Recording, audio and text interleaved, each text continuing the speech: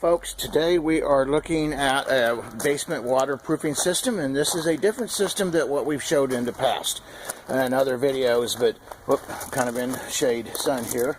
But see how they do this? This is more of a common system. This is how we have done it for a long time, and this is a great system.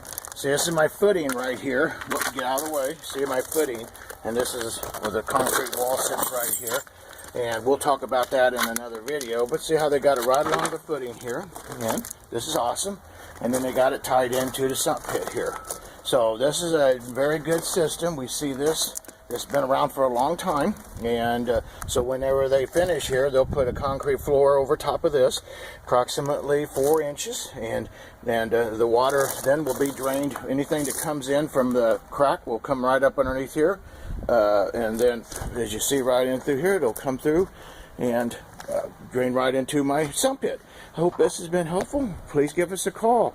Galloway Building Services. We can ever be a service to you for any type of inspections. New construction is what we do a lot of. We'd love to have an opportunity to help you. Thank you, and have a great day.